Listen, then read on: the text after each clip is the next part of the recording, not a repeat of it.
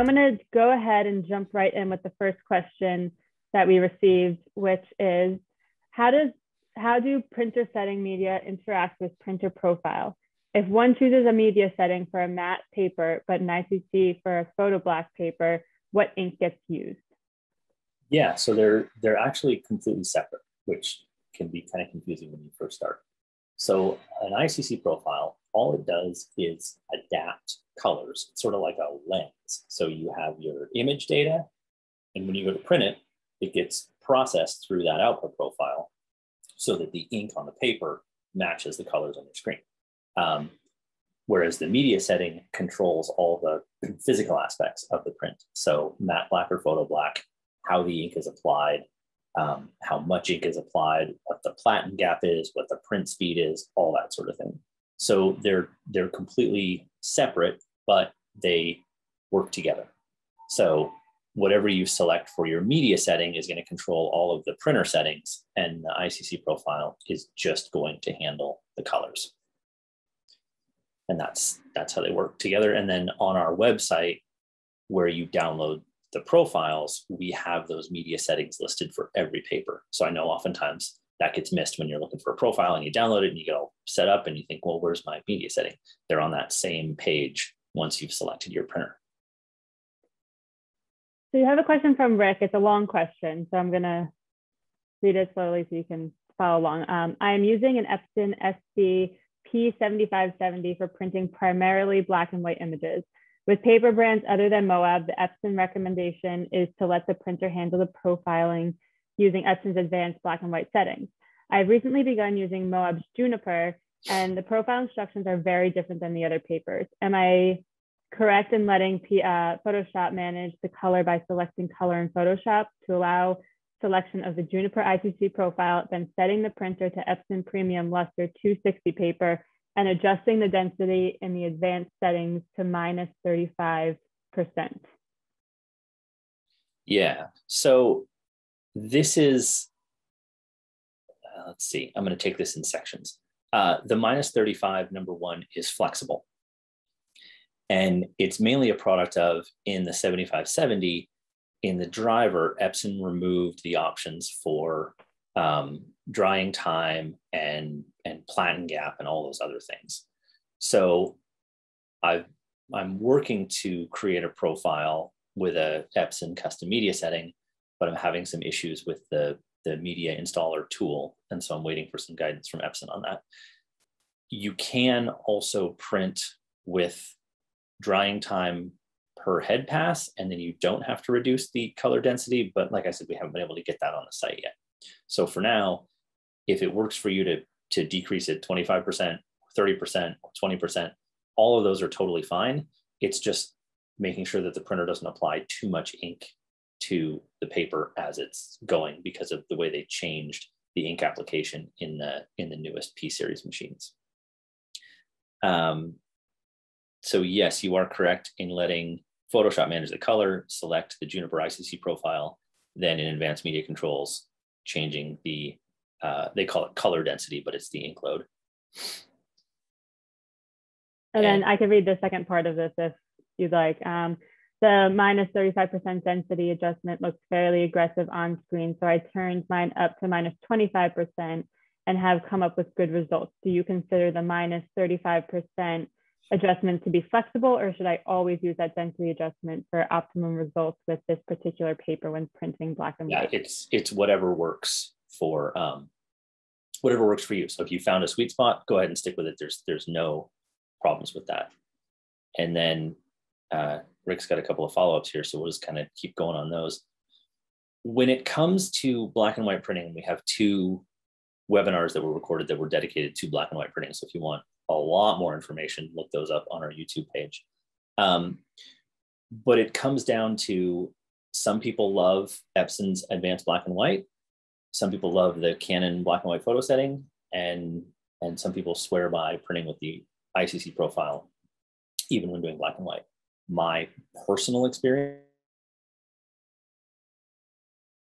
and opinion is that the ICC profile should give you the best results, because it is populated with the white point of the paper, the black point of the paper, and it knows how the shadow tones and the highlights work and are adapted on that paper. And with the current round of profiling hardware that we have, we're getting really neutral grays and really nice tonality. So my opinion is that you should try printing with the ICC profile first. I know there are photographers out there that vehemently disagree with me, which is totally fine. If you love Epson's advanced black and white, go for it. There's no harm in that at all. If you decide to use advanced black and white, then I recommend you use the media settings that we recommend to go with our profiles for whatever paper you're using.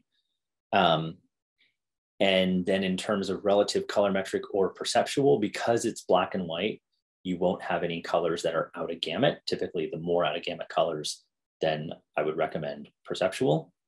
So again, perceptual or relative colorimetric with black point compensation, they're going to create slightly different looking prints. Perceptual will probably lighten up your shadows just a little bit, whereas relative colorimetric will leave them the same and just adapt the darkest shadows up to the black point of the paper.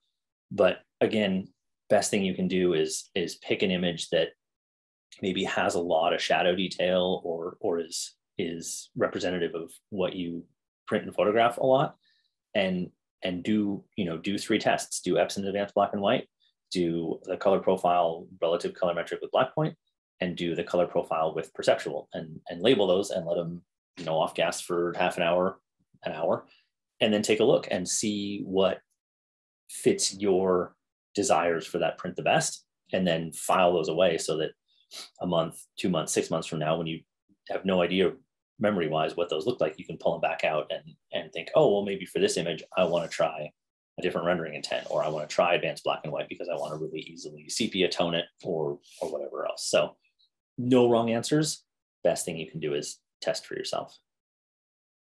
And then the last part of this question is, what paper do you feel emulates a true gelatin silver semi-gloss paper for black and white printing?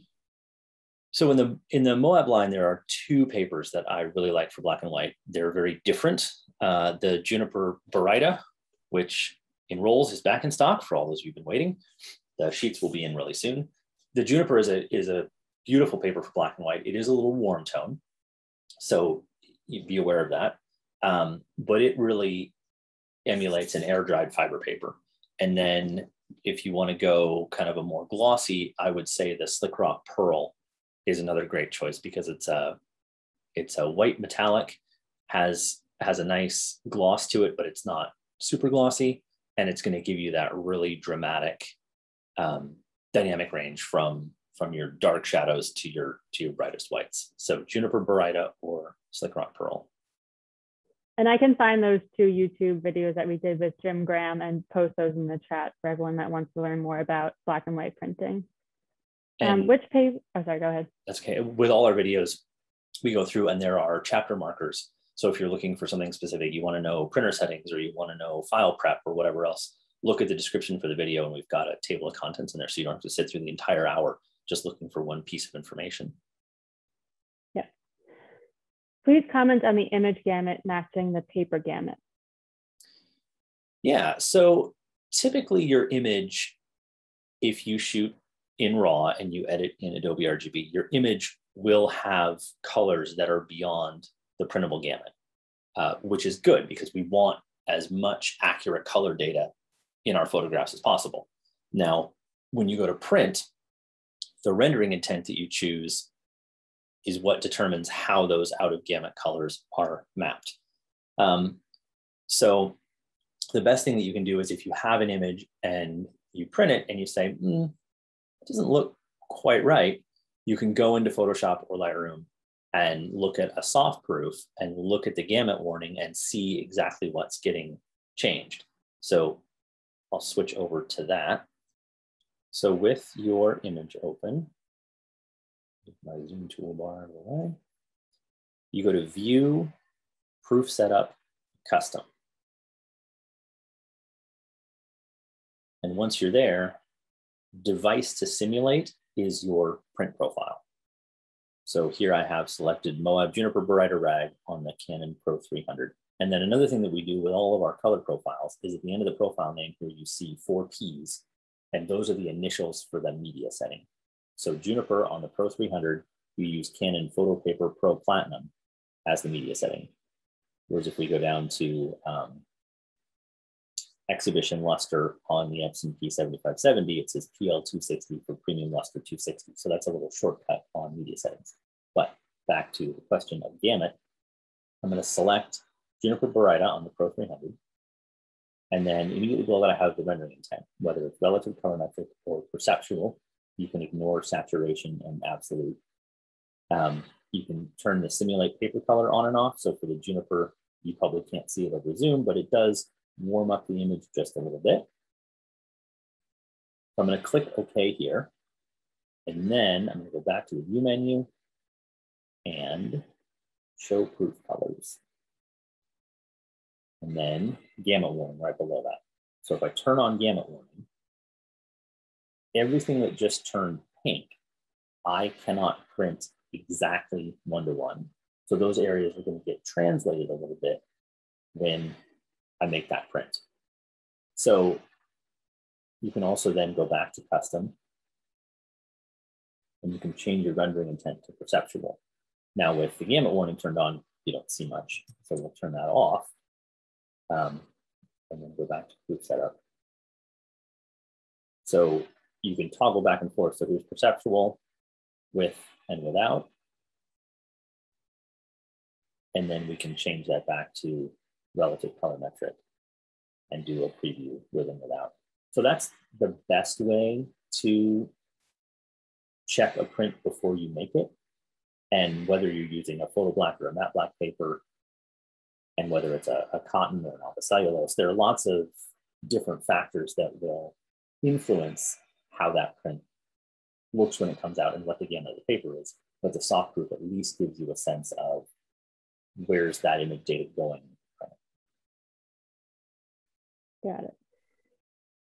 Scott is using a Canon Pro-1000. He did the printer color calibration on the Canon luster paper. Are there any other setups needed to use the Moab ITC profiles on your paper? No, so the color calibration sets the ink density coming out of the head, so that's perfect. And luster is the correct media setting to use, so the correct paper to use on the Pro-1000. Once you've done that, pretty much everything else is straightforward. Profile, media setting, and then your, they call it print quality, but whether it's high or highest are typically the two. And that's not a measure of how much ink is used. It's a measure of how many times the print head goes over the same area, depositing a little more ink. So the higher settings are slower and give you a higher DPI because the head is depositing the ink a little differently every pass to sort of build up those dots right next to each other. On a slower, faster setting, it's applying more dots in one pass so they're a little less precisely placed right next to each other. But no, you do your color calibration and then you're all set to go. How much difference is there between using a Moab created ITC profile for a paper than using X-Rite or Spider to create a profile for the paper specific to my printer? That depends on a number of factors. Kind of the main one being when we make color profiles, it's about a 2,500 patch color set that we use. And that's read by an automated device, one patch at a time. So we do a spot reading per patch. If you're creating profiles at home with the i1 Studio or with the Spider, typically you only have 100, 150, 200 patches, and you have to read those by hand. So you're getting fewer patches for reference, and it's difficult to get a super accurate read when you're scanning those patches by hand.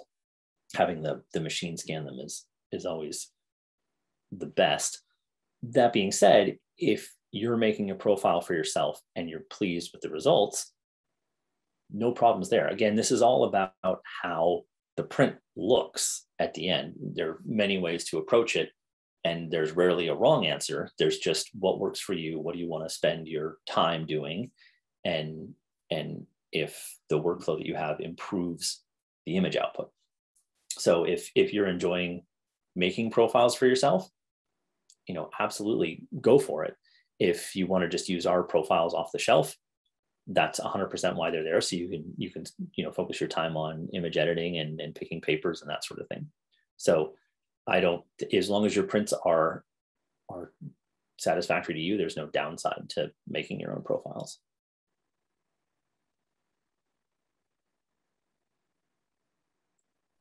Unmute myself.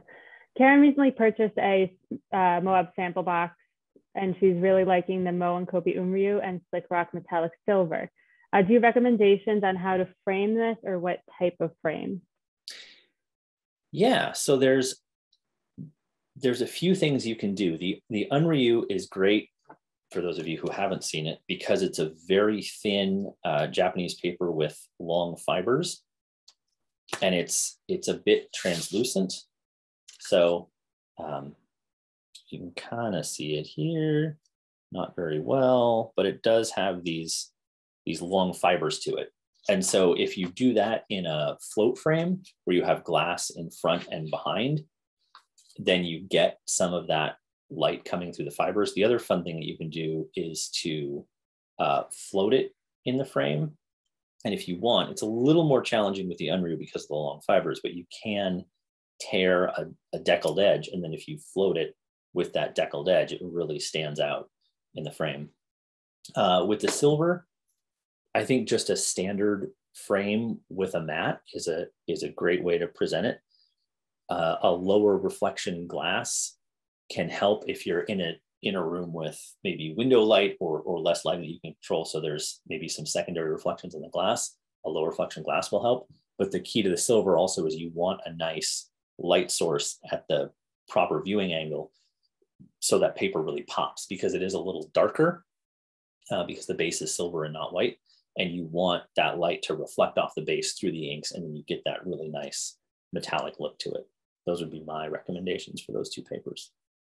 And some people have even been face mounting and back mounting the silver, which looks really cool. It looks like a metal print, which is interesting. It does. It's stunning face mounted. I don't recommend doing it at home. You need some specialized materials, and you need a totally dust-free environment, because if you get the adhesive on the print and a little speck of dust floats through the air and lands on it, and you put that acrylic on there, the dust has been immortalized forever wherever it landed on your piece. So absolutely, face mounting is a gorgeous presentation, but you will want to work with a lab that does that. Yeah, I think results. Like acrylic press, there's some labs, if you want to ask us what labs do that, we can definitely give you some names. Cliff is asking if someone has designs on selling some of their work, say a landscape, what print sizes are most popular?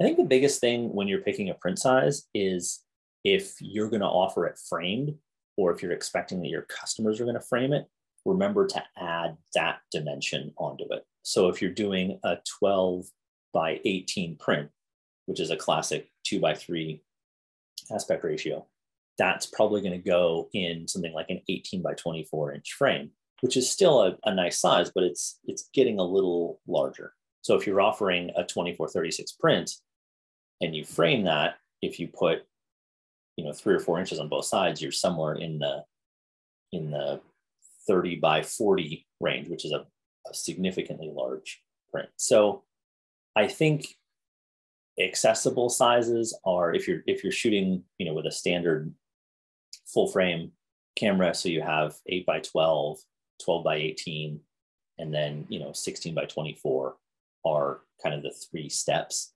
and usually an 8 by 12 can be something that you sell at a fairly accessible price, so people aren't scared away by, oh my goodness, your cheapest print is $400 or $500 or whatever else. But maintaining that aspect ratio, if you're shooting with a mirrorless and you have 4:3 images, then you'd be 8 by 10, 11 by 14, maybe 16 by 20 in that range. But I think it depends on your audience, your price point, what people are probably going to do with the prints that they purchase, and kind of what the sales volume is. So a little bit of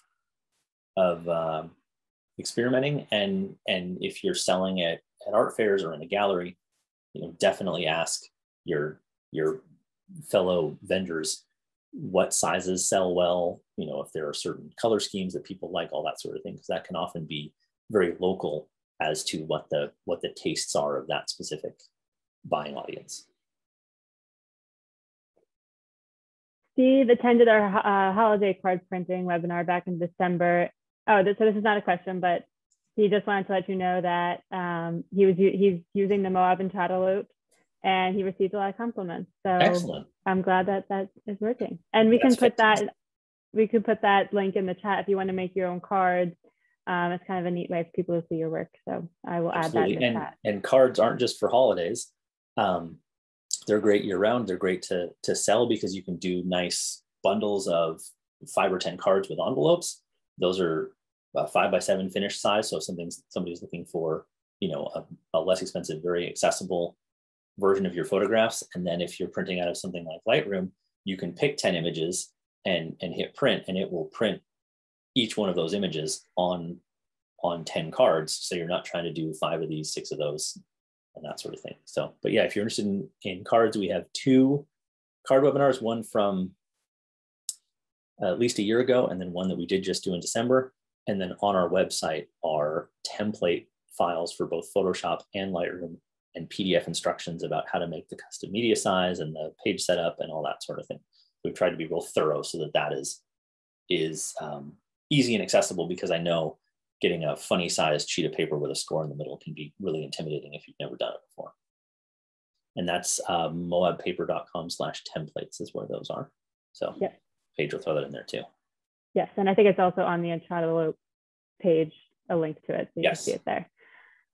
What printer do you recommend for printing on art paper? For instance, Somerset Enhanced or Somerset Regular. I use an Epson and have no trouble with Moab Luster, but it doesn't tape art papers.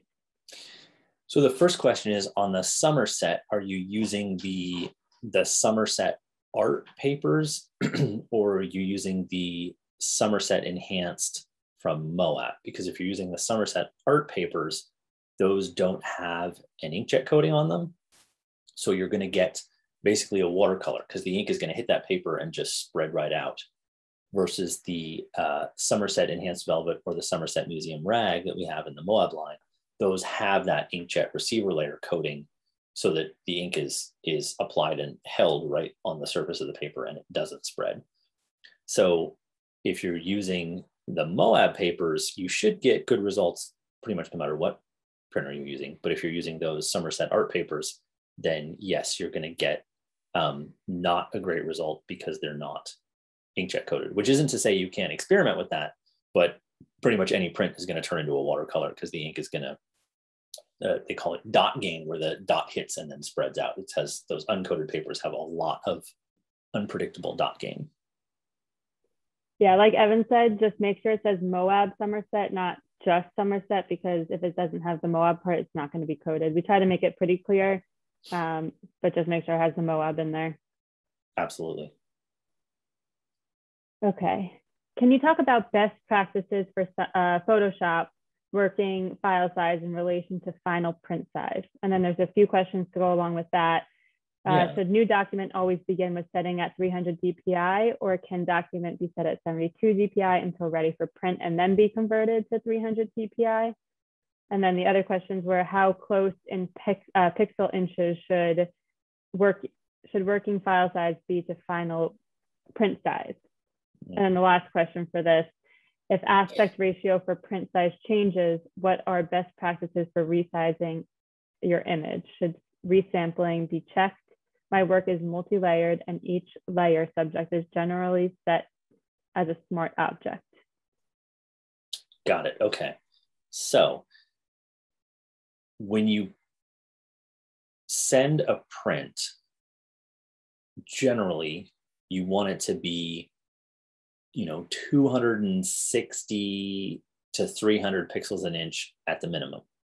Granted, if you're making very large prints, 2436, 3648, that's probably going to be able to be lower because your viewing distance is much greater. But if you're making something that's 8 by 10, 11 by 14, 12 by 18, a print you're going to view fairly up close, you want that higher dots per inch.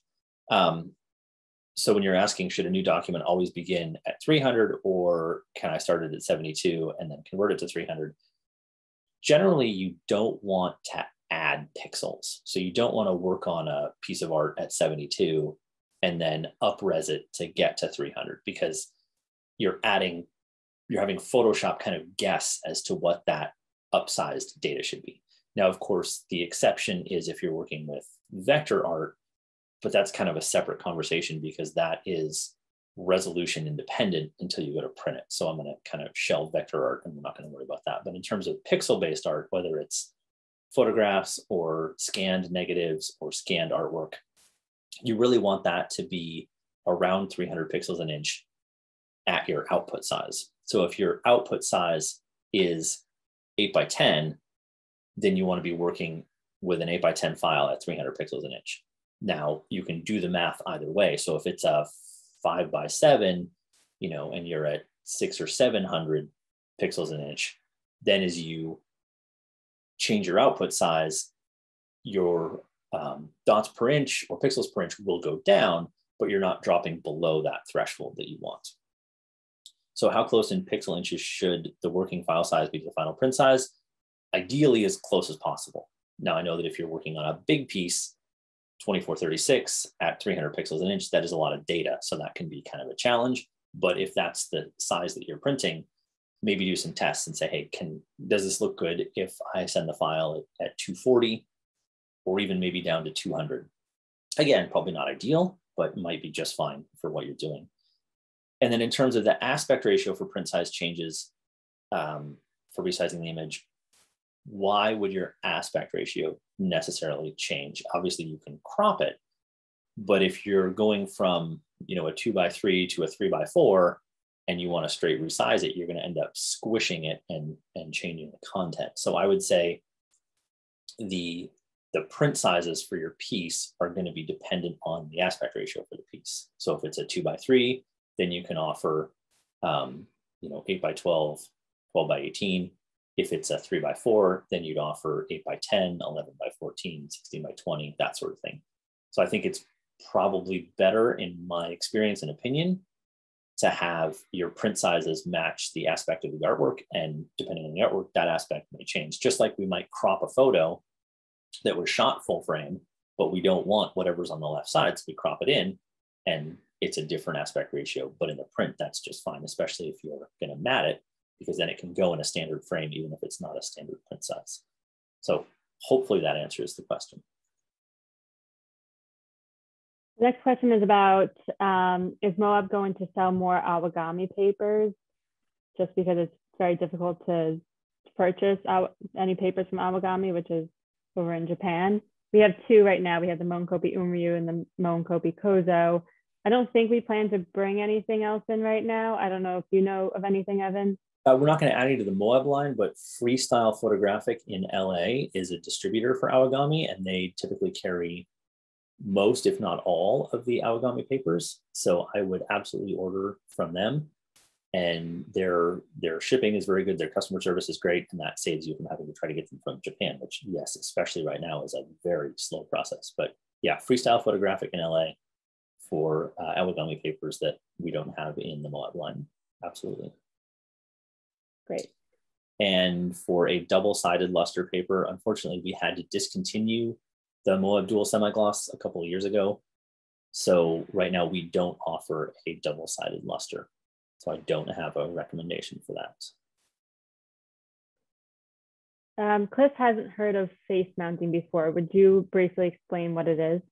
Yeah, so what they do, I don't have a sample of it here, but what they do is they take the print, and you can do this with, I've seen it done with the Unryu, with the silver, with the pearl, and you take the print, and it is mounted, the front of the print is mounted to the backside of a piece of acrylic, and you can choose whether that's 1/4 inch acrylic up to, a lot of places offer even a 2-inch acrylic. And what it does is it then, when you display it, you're looking through that piece of acrylic with no air gap right to the print. And for the Slickrock silver or the pearl, it really gives it a 3-dimensional metal print look. For the Unryu or some of the other papers, it has this kind of ethereal, almost glow to it, because with the Unryu, if you don't get a backing on it, it is a translucent paper then mounted directly to the acrylic. So it's a really impressive way to display art, and it changes sort of the whole look of a framed piece. But yeah, there are a number of labs out there that offer it, and you can always order a small sample to get a sense of what's available before you commit to a big print. Got it. So going back to the Somerset paper, she is using the Somerset Velvet and Somerset Enhanced, which is in the Moab line.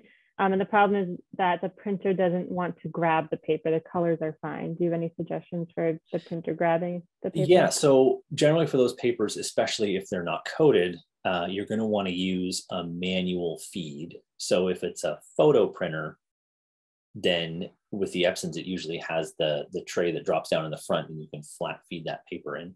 If it's one of the EcoTank printers or one of the all-in-one printers, some of those have a single sheet feed that's kind of behind the sheet feeder, or again, that's a front feed. Some of them don't. The other thing you can do is if you've been printing these papers a bit, the feed wheel in the printer can get paper lint and other stuff on it, so it doesn't have the grip that it used to. So you can actually go in there. If you look in the top of the printer, if you look down in the sheet feeder, you'll see usually it's a gray rubber wheel either in the center or off to one side, and that's what grabs the paper. And you can just take a damp microfiber cloth and wipe that wheel off, and sometimes you can rotate it, sometimes you can't. You can wipe that paper lint off, and that'll help a lot. Same thing happens on any printer. If you're using a lot of matte paper, or especially cotton rag, it will get paper lint and a little bit of coating residue on that wheel, and after 50, 100, 200 sheets, it won't feed as reliably. So definitely a maintenance step that we have to do around here frequently when we're printing a lot of matte samples is to just go in and clean that feed wheel. So try those two things. Does Moab update ITC profiles at any time? And if so, how do I know if my current ITC profile for any given paper is in fact the most up to date? So rarely do we update ICC profiles. There's only a couple of printers that I've done that with, mainly because they were old enough, but still current machines, that we got some new generations of profiling hardware and we're able to make better profiles. For the couple that are updated, when you select your printer and you load that page, it will show that it'll say at the top, all profiles updated on a certain date. Let me see if I can find one of those. But again, I think it's, if I remember, I think it's only two of the Canon printers, the IPF 6450 and possibly one of the desktop ones. Yeah, so the Pro 100 also. I'll share this. So you'll see here, this is the Canon Pro 100. At the top, it says all profiles updated February 2021. So if that note is not there, then no, we have not updated the profiles. And I believe, like I said, it's just the Pro 100 and the 6450. Those were updated back in 2017. But no, we rarely update profiles because generally they're optimized once we publish them, and then they're good to go. So Judith will be gone for 4 weeks. Should she leave her Epson printer on, or is it okay to turn off and disconnect? I would recommend leaving it on and just on and sitting. All the printers here that we have, those are powered on and plugged in all the time. It seems to help a bit. If you're in a really dry climate, what a lot of people have commented on is to take the printer, and if it's sitting on a little stand or something, you take a bucket of water and you set it on the floor underneath the printer, and then you put a plastic sheet or a big plastic bag or something else that kind of covers that, then that bucket of water will slowly evaporate and kind of keep the printer humidified in its own environment. So if you live in the Southwest, or in the winter, if you live in the Northeast and the humidity in your house is 15, 20% with the heat on, that can really help prevent your printer from clogging or gathering dust. But yes, for the most part, always leave your printer, Epson or Canon or HP or whatever else, plugged in and powered on when you're not using it. Diana loves the Lasal gloss. for her small prints. Do you know why we discontinued it?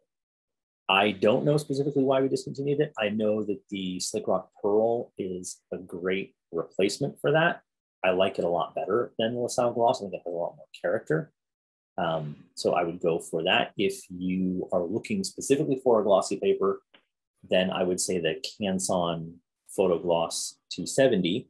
And of course, now everyone will ask, why am I bringing up Canson in a Moab webinar? But we work now with both Canson and Moab. Legion Paper distributes Canson as well. So there are a lot of papers that are in the Canson line that kind of fill in things that we don't have in the Moab line, and vice versa. So Slickrock Pearl #1, #2 would be the Canson Photo Gloss 270 if you want to go back to that real traditional glossy paper. In Lightroom, can you change the DPI and export settings? You can, and you can change it to, I believe you can say don't enlarge. Let's find out. It's like a learning journey we all get to go on together. Okay, Lightroom.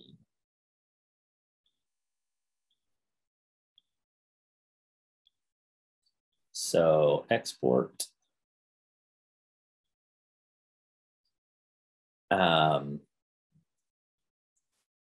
Image sizing. So you can say resize to fit, and you can give it dimensions, megapixels, percentage, all that sort of thing. And then you can set the resolution wherever you want. Say we wanted it 300. And then if you just check the box for don't enlarge, then if you have it set to 300, but your image at the specific size is only 270, it's not going to interpolate that and add pixels.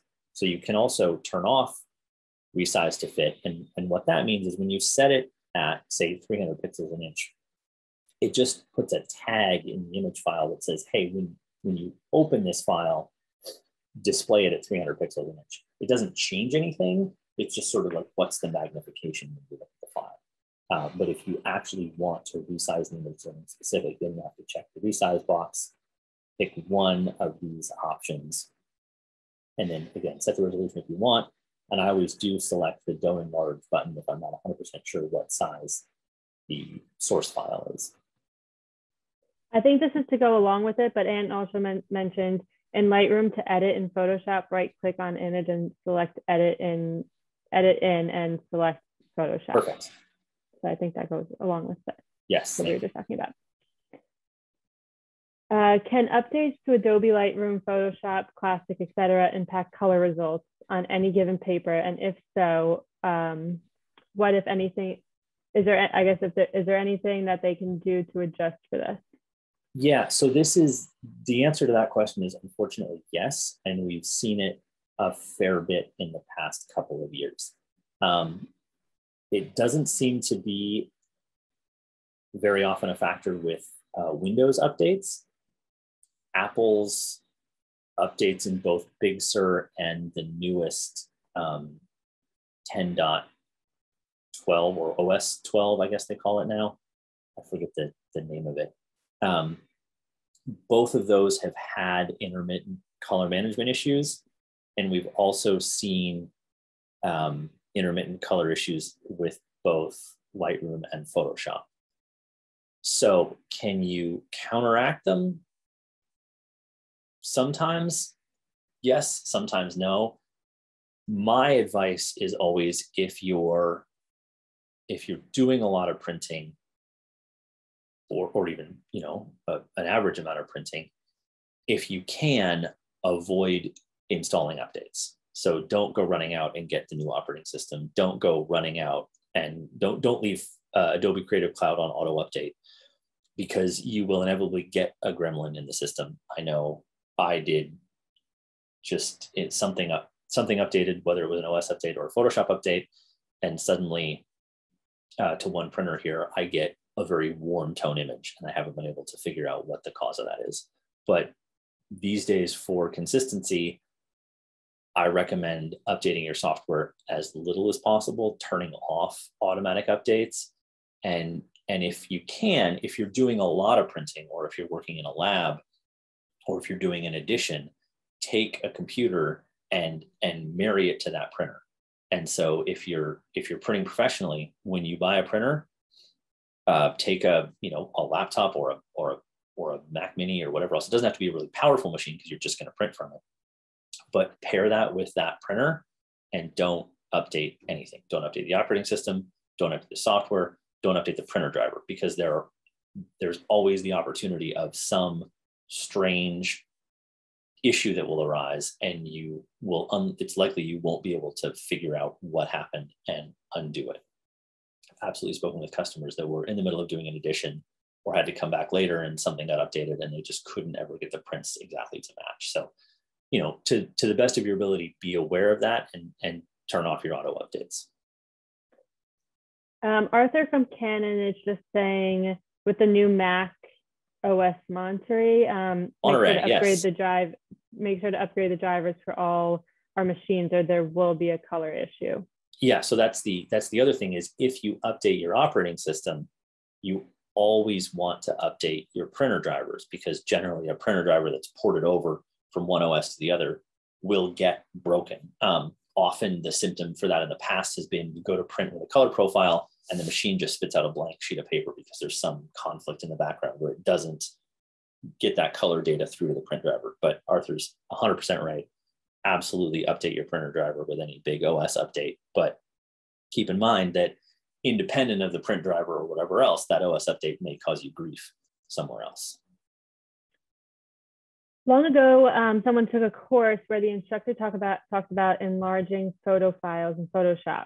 She said to enlarge over several actions, 10% or less per action. Does that make sense? So for example, 240 DPI enlarge to 260 and then again to 280.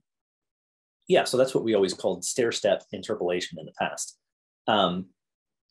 It is still a good way to do it. I know that Adobe now has introduced what they call, I think, super resolution in the RAW converter. So if you're working from a RAW file, you can go, I believe the default is either double or 4 times. But what a stair-step interpolation does is, instead of stretching it, from 1 to 10 right away and filling in all that data at once, you stretch it 10% at a time. And so it fills in a little more data, because all that Photoshop is doing is it's looking at a pixel and then what's around it, and guessing what should be around that pixel as the image size is increased. So with machines getting a lot faster and with the math getting better, that interpolation process is a lot cleaner than it used to be. But yes, from what I've seen and from what people have told me, that 10%-ish is still a good baseline. And actually in Photoshop, you can go ahead and enlarge in percentage. So you can just put in 10% or 5% and then step up from there. And they've also added some different options in terms of how it treats the data, whether it sharpens it or some other things like that. I'm not an expert on those, but absolutely you can read up online tutorials about people's experience with the different settings in Photoshop for enlarging images. Okay, so Karen is asking, I recently, she updated to the recent Lightroom update. Now when I set the printer setting for a specific paper, example, Entrada Bright, the print was good. Then when I go to print again with the Entrada Bright same settings, the print was horrific. I then realized the Canon reset my paper profile to generic. Now I know that I have to re-enter each paper profile every time I print. I submitted the problem to Lightroom and they finally agreed, but have not heard from them. Is there problems to remember, or the paper print is ruined? Any suggestions?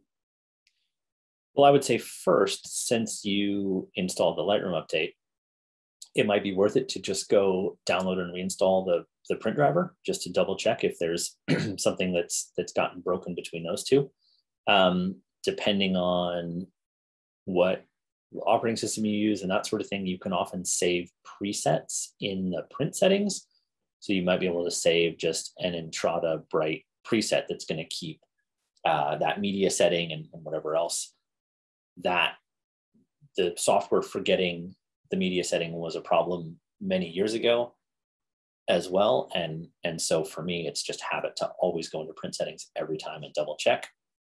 Most of the time it's always the same, but it's just a quick step in your workflow to make sure that you don't get an inaccurate print. So again, try the print driver, see if you can make a preset but then you might end up just nervously double checking all the time, which is what I do. So that would be my best advice. Great.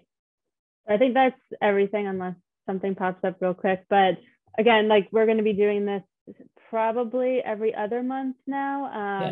So we'll schedule another one in March and we'll post that on our website. So just take a look at that. And then in February, we're going to be doing another webinar with, I think, Jim Lasal. So stay informed for that one. And thanks everyone for joining.